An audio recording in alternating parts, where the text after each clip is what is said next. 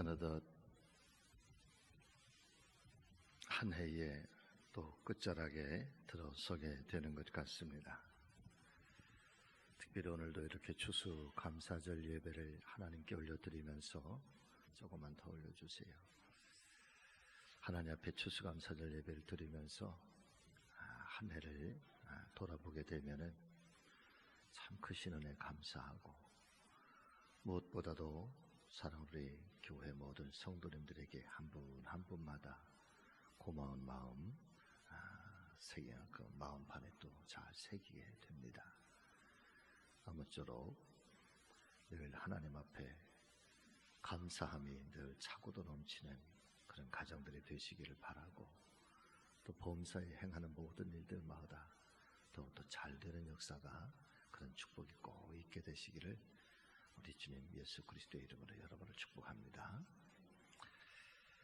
여러분 같이 하십니다. 오직 하나님의 은혜입니다.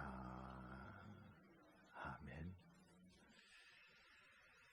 동계 올림픽 경기 중에 쇼트트랙이라고 하는 경기를 보니까 이 경기가 정말 재미있는 것은, 우리나라 선수들이 처음에 출발할 때에는 맨 뒤쪽에서 출발을 하다가, 그런데 마지막 결승점에 도착하게 될 때에는 어떻게 그 좁은 틈새를 파고 들었는지 정말 극적으로 승부를 뒤집고 역전승을 하게 된다는 것입니다.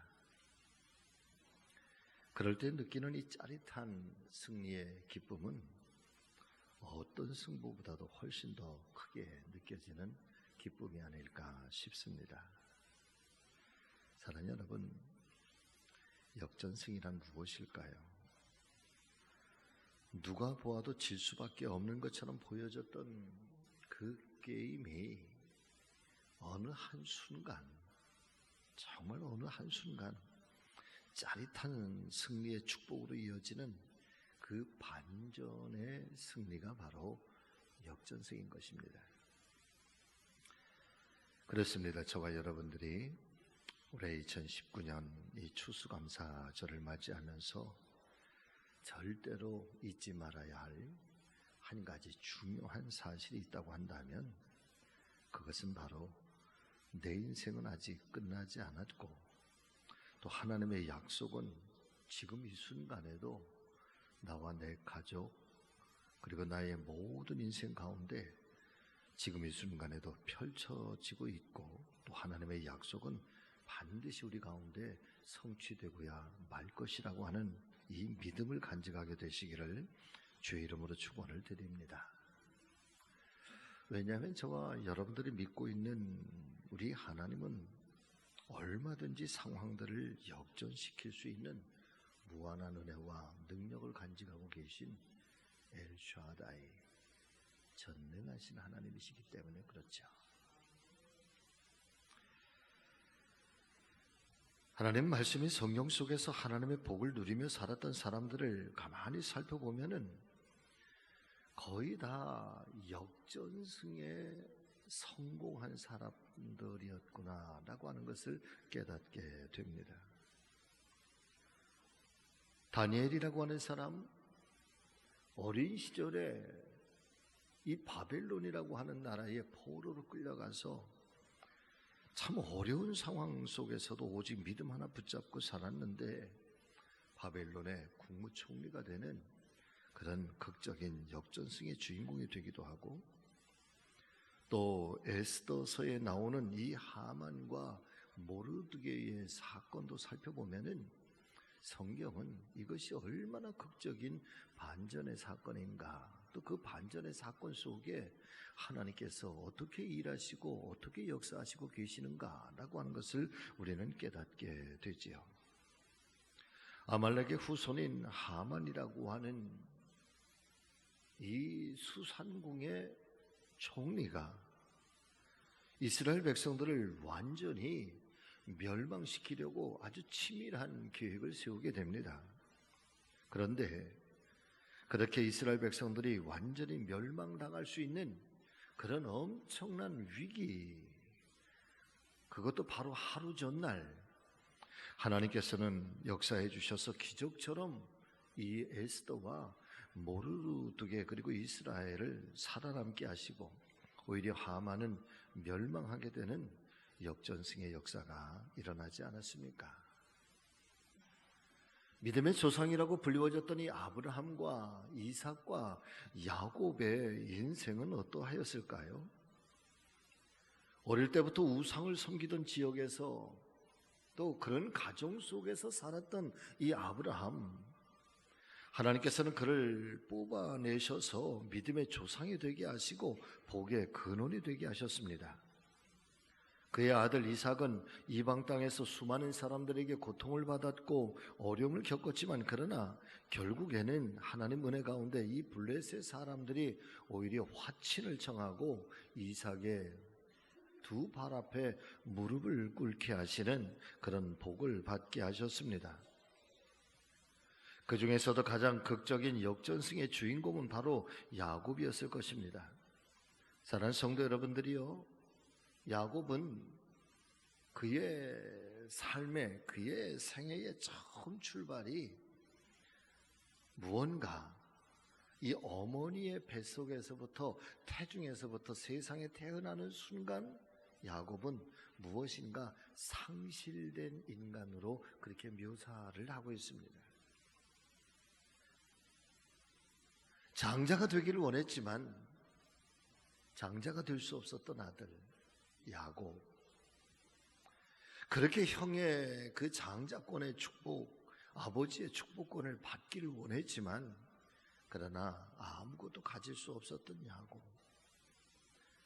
그래서 외삼촌 라반의 집으로 도망갈 때에 빈손 들고 지팡이 하나 그렇게 겨우 잡고 도망갔던 야곱. 사실은 아무런 희망도 없었던 그의 인생이었지만은 그러나 하나님께서는 야곱의 이름을 이스라엘로 바꾸시면서까지 야곱을 축복의 조상으로 삼으셨으니 야곱의 인생도 완전한 역전승의 인생이었던 것입니다. 오늘 아침 이 종이 정말 간절한 마음으로 우리 성지교회 모든 성도님들을 축복하며 기도하는 것은 이제는 저와 여러분들께서 나의 인생이라고 하는 이 극적인 드라마 속에 역전승의 주인공이 되시는 그런 진정한 축복과 은혜를 받게 되시기를 주님 예수 그리스도의 이름으로 축원을 드립니다. 또한 성도님들의 가정마다 특별히 자녀 손들에 이르기까지 복 주시는 하나님의 은혜와 사랑이 충만하게 임재하시기를 간절히 소망합니다. 자, 그렇다면 금년에도 여지없이 돌아온 추수감사절 예배를 드리면서 우리가 정리해야 할 신앙 고백은 무엇일까? 첫 번째는 다시 말씀을 드리지만 나의 나 된 것은 오직 하나님의 은혜일 뿐입니다.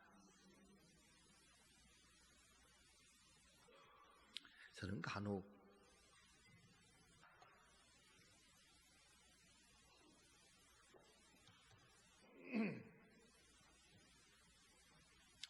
하나님 앞에 고백하게 되는 것이 그렇습니다. 이 모든 것이 다 아버지의 은혜입니다.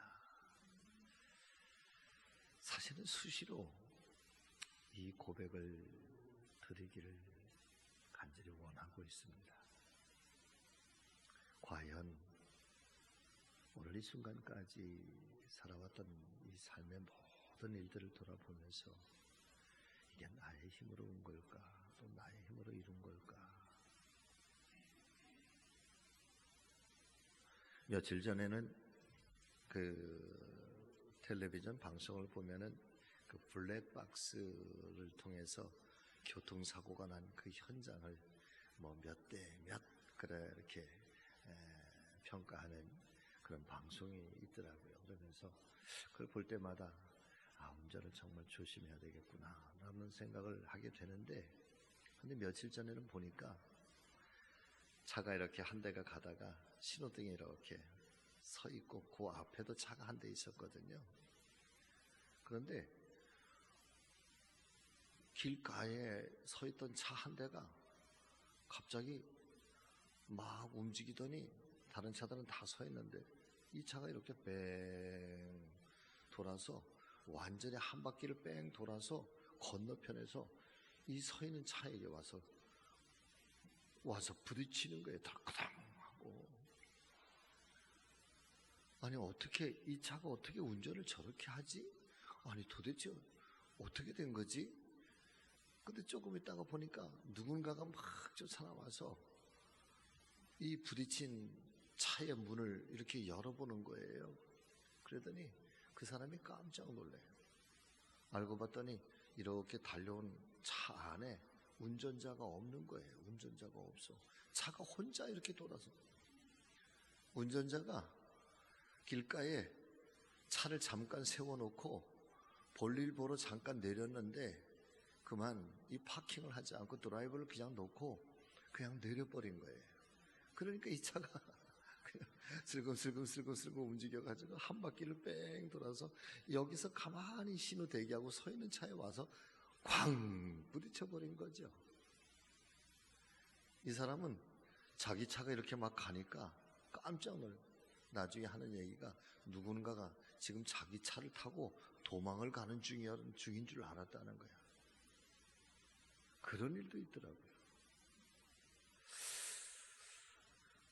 그런 모습을 이렇게 가만히 보면서 사랑하는 여러분, 내가 운전을 잘하고 내가 조심만 한다고 해서 이게 안전한 게 아니더라고요. 그러니까 그런 일들이 비일비재하게 우리 주변에 많이 일어나는 것들을 보면은 사실은 오늘 현재 내가 존재하고 있고 현재도 내가 지금 살아가고 있고 때로는 어떤 희노애락 때문에 또 힘겨워하기도 또 고통스러워하기도 하고 또 즐거워하기도 하지만은 그런 모든 것들조차도 사랑하는 여러분 같이 하십니다. 지금도 내가 살아있기 때문입니다. 아멘. 여러분 고통에 눈물을 흘리는 것도 내가 살아있기 때문이에요. 기뻐하고 즐거워할 수 있는 것도 지금 내가 이 생명이 지금 나에게 존재하고 있기 때문인가. 그래서 돌아보면은 하나님의 은혜 아닌 것이 없고 나의 나 된 것은 오직 하나님의 은혜일 뿐입니다 라고 하는 이 고백을 드리지 않을 수가 없다는 것입니다. 자, 오늘 본문의 말씀 신명기 26장 5절부터 9절의 말씀을 우리 한번 좀 같이 보기를 원합니다. 자, 같이 한번 읽어보실까요? 너는 또 내 하나님 여호와 앞에 아뢰기를 내 조상은 방랑하는 아람 사람으로서 애굽에 내려가 거기에서 소수로 거류하였더니 거기에서 크고 강하고 번성한 민족이 되었는데 애굽 사람이 우리를 학대하며 우리를 괴롭히며 우리에게 중노동을 시키므로 우리가 우리 조상의 하나님 여호와께 부르짖었더니 여호와께서 우리 음성을 들으시고 우리의 고통과 신고와 압제를 보시고 여호와께서 강한 손과 편팔과 큰 위엄과 이적과 기사로 우리를 애굽에서 인도하여 내시고 이곳으로 인도하사 이 땅 곧 젖과 꿀이 흐르는 땅을 주셨나이다. 할렐루야. 자, 더불어서 고린도전서 15장 9절부터 10절의 말씀, 그 유명한 사도 바울의 그런 신앙의 고백입니다. 나는 사도 중에 가장 작은 자입니다. 나는 하나님의 교회를 박해하였으므로 사실은 사도라 칭함받기를 감당하지 못할 자입니다. 그러나 내가 나된 것은 오직 하나님의 은혜로 된 것이니 내게 주신 그분의 은혜가 헛되지 아니하여 내가 모든 사도보다 더 많이 수고하였으나 내가 한 것이 아니요 오직 나와 함께 하신 하나님의 은혜입니다. 사랑하는 여러분, 지난 1년을 회고해 보면은 한 해 동안 수많은 일들이 있었을 것이라 사료가 됩니다. 기뻤던 일도 있었을 것이고 또 안타까웠던 일, 또 인생에서 제일 암담했던 일들, 때론 뜻밖의 가족을 잃었던 일들, 또 실패한 일 등 수없이 많은 그런 슬픔의 일들도 있었을 것입니다. 그러나 사랑하는 여러분들이요, 그 모든 모든 일들까지도 우리가 믿음의 눈으로 바라본다면 그 안에는 분명 하나님의 은혜와 사랑의 손길을 발견할 수 있게 될 줄로 믿습니다.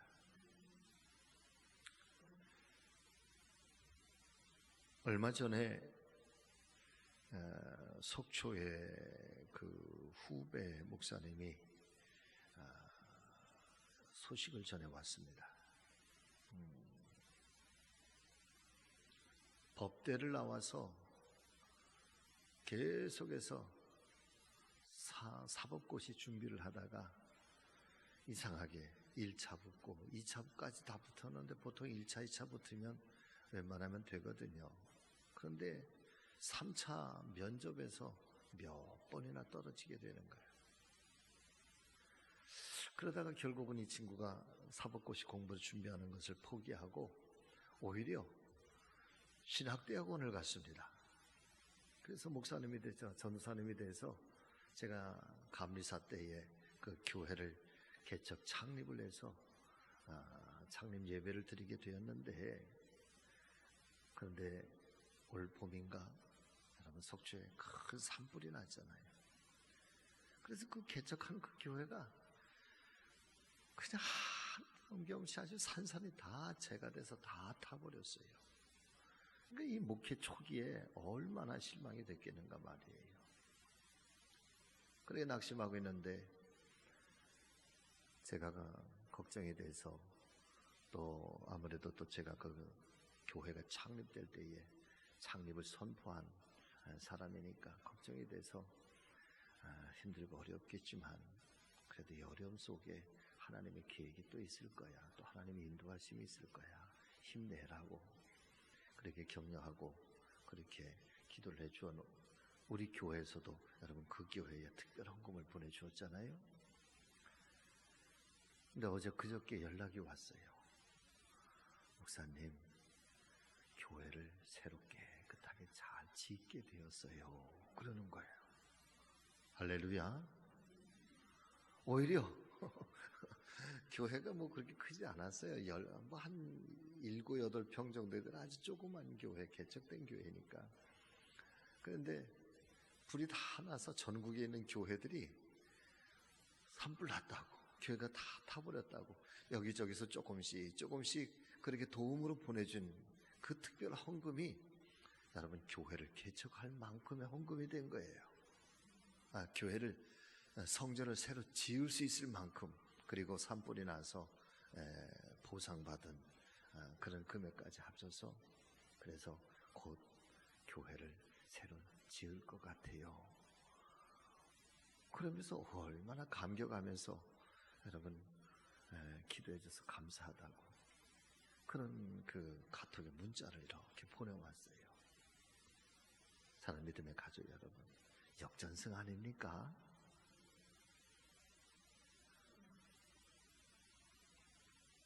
어떤 순간, 어떤 상황을 우리가 겪게 되었을 때 그 일들 앞에서 정말 한없이 무너지기도 하지만, 그러나 그 안에 여전히 일하시고 계시는 우리 하나님의 도우심과 하나님의 역사하심을 우리가 믿는다고 한다면 그런 일들조차도 또 분명 하나님 은혜와 사랑의 손길을 발견하게 되는 줄로 믿습니다. 얼마 전에 시편의 말씀을 묵상하다가 큰 은혜를 깨닫게 되었습니다. 시편 30편 10절부터 12절의 말씀을 보니까 여호와여 들으시고 내게 은혜를 베푸소서, 여호와여 나를 돕는 자가 되소서 하였나이다. 주께서 나의 슬픔이 변하여 내게 춤이 되게 하시며 나의 베옷을 벗기고 기쁨으로 띄우셨나이다. 이는 잠잠하지 아니하고 내 영광으로 주를 찬송하게 하심이니 여호와 나의 하나님이여 내가 주께 영원히 감사하리이다. 다윗이 하나님의 은혜에 온 마음과 정성을 다하면서 감사함을 고백하고 있는 장면인 것이죠. 특별히 다윗이 고백하고 있는 이 신앙 고백 중에 눈에 띄는 것은 나의 슬픔이 변하여 내게 춤이 되게 하시며 나의 베옷을 벗기고 기쁨의 띠를 두르게 하셨나이다 라고 하는 이 대목에서 큰 은혜를 받게 되는 것입니다. 사랑 믿음의 가족 여러분, 본문의 말씀 신명기 26장의 말씀이나 고린도전서 15장에서의 사도 바울이 고백하고 있는 이 신앙의 고백이나 그리고 이 시편 30편에서 다윗이 감사할 수 있었던 것은 지금 현재 자신들이 겪고 있는 이 모든 주변적인 상황들이나 여건들이 순탄해서만은 아닐 것입니다. 오히려 말씀 속에서 고백하고 있는 것처럼 어떤 상황은 애굽 사람들의 그 학대와 그 중노동과 괴롭힘을 겪으면서 하나님을 향하여 애처롭게 부르짖고 있는 이스라엘 백성들의 그런 고통스러운 삶의 현장일 것이고, 또 어떤 상황은 주님의 복음을 전하는 것이 사명인 줄 알아서 자기의 온 마음과 정성을 다해서 이 복음의 사명을 감당했는데, 그런데 이 바울에게 돌아온 것은 40에 감한 매를 맞는 것, 정말 죽을 만큼 맞는 것은 그것은 다반사요. 심지어는 돌에 맞아서 거반 죽은 상태에서 버림받는 그런 엄청난 고통까지도 겪게 되었으니, 사실 바울이 살아가는 그 삶의 현장도 사실은 엄청난 시련과 역경을 동반하고 있는 그런 현실이었을 것입니다. 마찬가지로 다윗만큼 역경과 고통을 경험했던 사람이 또 어디에 있었겠습니까? 그럼에도 불구하고 오직 하나님을 향한 믿음으로 자신의 삶을 성찰하는 지혜로서 자신의 삶이 형통했을 때에도, 또 혹은 역경이 닥쳐왔을 때에도 그는 그 속에 담겨있는 하나님의 은혜를 잊지 않고 기억하면서 여호와 나의 하나님이여 내가 주께 영원히 감사하겠나이다 라고 고백하고 있으니, 저와 여러분들에게도 이와 같은 은혜, 이와 같은 믿음이 있게 되시기를 간절히 소망합니다. 할렐루야. 다윗의 고백처럼 여러분 한번 좀 같이 해보시죠. 하나님 아버지, 나의 슬픔이 변하여 춤추게 하시며 나의 베옷을 벗기고, 아멘. 여러분, 베옷이 뭐예요? 베옷을 언제 입는 거예요? 죽음이라고 하는 이 엄청난 어둠이 왔을 때 입는 옷이 베옷이잖아. 그런데 내 베옷을 벗기시고 기쁨의 띠를 두르게 하시는 이 하나님의 은혜, 그리고 그 은혜 앞에 주님 오직 하나님의 은혜일 뿐입니다 라고 하는 그런 겸허한, 또 그런 믿음의 고백이 우리 안에 일어나게 되시기를 예수님의 이름으로 축복합니다. 자, 두 번째는 추수감사절은 서로를 뜨겁게 사랑하는 평화의 대축제가 열려야 합니다. 자, 오늘 본문의 말씀 10절과 11절의 말씀 또 우리 한번 좀 같이 읽어보기를 원합니다. 자, 시작. 여호와여, 이제 내가 주께서 주신 토지 소산의 만물을 가져왔나이다 하고 너는 그것을 내 하나님 여호와 앞에 두고 내 하나님 여호와 앞에 경배할 것이며, 내 하나님 여호와께서 너와 네 집에 주신 모든 복으로 말미암아 너는 레위인과 너희 가운데 거하는 객과 함께 즐거워할지니라. 아멘. 사랑 믿음의 가족 여러분, 추수감사절은 감사와 기쁨의 날이면서 동시에 하나님의 은혜를 기억하며 또 즐거워하며 함께 나누는 날인 것을 우리가 믿으실 수 있기를 바랍니다. 슬픔을 나누면 그 슬픔이 반으로 줄어들고, 또 기쁨을 나누면 그 기쁨이 배가 되는 그런 말씀처럼, 사실 우리가 슬플 때 누가 내 옆에서 위로해주면 그것보다 더 큰 위안이 없고, 또 기쁠 때에 축하해주면 그 기쁨으로 더욱더 행복해지는 것입니다. 하나님께서는 오늘 말씀 속에서 이 추수감사절을 지키면서 자기 혼자만의 수확의 즐거움을 누리지 말고, 소외되고 또 외로운 나그네와 고아들, 그리고 홀로 되어서 힘겹게 살아가는 여인들, 그리고 레위인들까지 함께 누리며, 심지어는 당대에 사람 취급을 받지 못했던 그런 노비들까지도 함께 기뻐하며 평화의 축제를 열어야 할 것이라고 말씀해 주시고 있는 것입니다. 왜 그런 것일까? 하나님의 나라는 신분과 계급을 초월하여 모두가 하나가 되는 사랑과 평화의 세상을 만들어가는 것이 사랑하는 여러분, 하나님의 나라이기 때문에 그렇죠. 기독교 신앙의 가장 중요한 기독교 정신, 기독교 사상, 예수 정신이 우리에게 주는 최고의 의미가 뭘까? 여러분, 그건 평화예요. 사랑이고 그리고 여러분 평등이에요. 할렐루야. 우리가 예수 마음을 가지고 산다는 것, 예수 정신을 가지고 산다고 하는 것, 그리스도인으로 살아간다고 하는 것은 평화의 세상을 만드는 것이고, 그 평화의 세상을 만들어가기 위해서 우리에게 필요한 것은 적극적인 사랑의 방법들이고, 그리고 그 적극적인 사랑의 방법을 통해서 여러분 평등한 세상을 만들어가는 거죠. 평등한 세상, 거기에 하나님의 나라를 도래하게 하는 것. 그것이 오늘날 교회가 또 사랑하는 성도들이 함께 갖고 가야 할 예수 정신이고 기독교 신앙인 것을 우리가 함께 깨닫게 되시기를 주의 이름으로 소망합니다. 그래 구약의 이사야 선지자는 세상 속에 펼쳐질 하나님의 나라에 대해서 이렇게 선포해 주시고 있습니다. 이사야 11장의 말씀입니다. 그때의 이리가 어린 양과 함께 살고 표범이 어린 염소와 함께 눕고 송아지와 어린 사자와 살찐 짐승이 함께 있어서 어린아이에게 끌리며 암소와 곰이 함께 먹고 그것들의 새끼가 함께 엎드리며 사자가 소처럼 풀을 먹을 것이며 젖먹는 아이가 독사의 구멍에서 장난을 하고 젖된 어린아이가 독사의 굴에 손을 넣을 것이다. 내 거룩한 산 모든 곳에서는 해됨도 없고 상함도 없을 것이니 이는 물이 바다를 덮음같이 여호와를 아는 지식이 세상에 충만할 것입니다. 하나님을 아는 지식, 하나님의 거룩한 은혜가 이 땅에 충만하게 임하는 그때 내가 내 거룩한 산 모든 곳에서는 이와 같은 평화의 대축제가 열려지고 평화의 온 세상 합창처럼 울려 퍼지는 그런 축복의 땅, 축복의 나라가 세워지는 것. 그래서 신분과 계급을 초월하여 모두가 하나 되어 사랑과 평화의 세상을 만들어가는 것.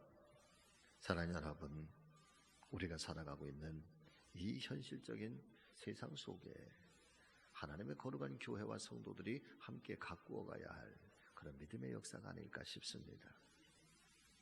그러나 우리가 살아가고 있는 현실적인 세상은 어떻습니까? 적자 생존, 황금 만능, 약육 강식, 이런 말들이 더욱더 잘 어울리고 있는 세상이 아니겠습니까? 이런 관점에서 이 현재적인 세상을 우리가 분석해 본다면 도대체 어디에서 희망을 노래하고 우리가 어디에서 희망을 발견할 수가 있는 것일까?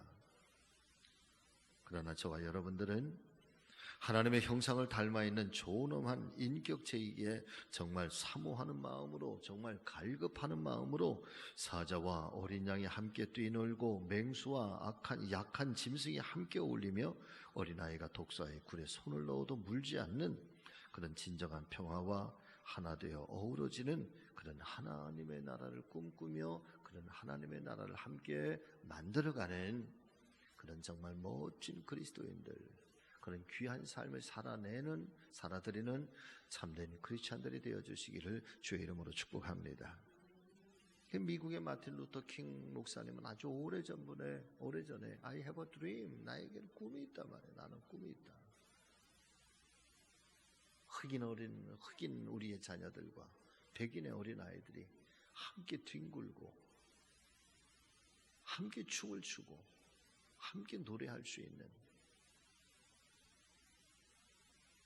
그때의 세상 속에서는 도저히 이루어질 수 없을 것 같았던 그런 현실들이 사랑하는 여러분, 오늘날의 시대에 점점 현실화되고 있고 흑인 대통령도 그렇게 탄생을 하고, 물론 지금도 인종차별이라고 하는 것이 우리 가운데 있지만, 그러나 점점 인류의 역사 속에 그 꿈은 지금 성취되고 있는 줄로 믿습니다.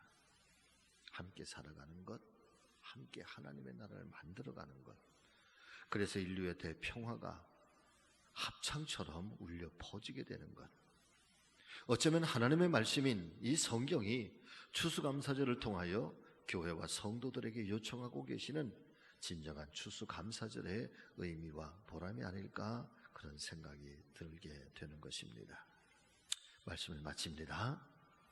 사랑하는 여러분, 감사할 수 있는 마음을 찾으면 정말 행복한 사람입니다. 할렐루야. 어떤 상황 속에서도 감사할 수 있는 그런 행복한 사람이 될 수 있게 되시기를 주의 이름으로 축복합니다. 그리고 감사가 하나님을 향한 나의 믿음의 최고의 사랑 고백이 될 수 있기를 주의 이름으로 축복합니다. 그리고 범사의 감사를 고백하며 살아감으로 날마다 우리의 삶 가운데 평화의 축제가 또 일어나게 되는 우리 교회 모든 성도님들 되어주시기를 주님의 이름으로 여러분을 축복합니다.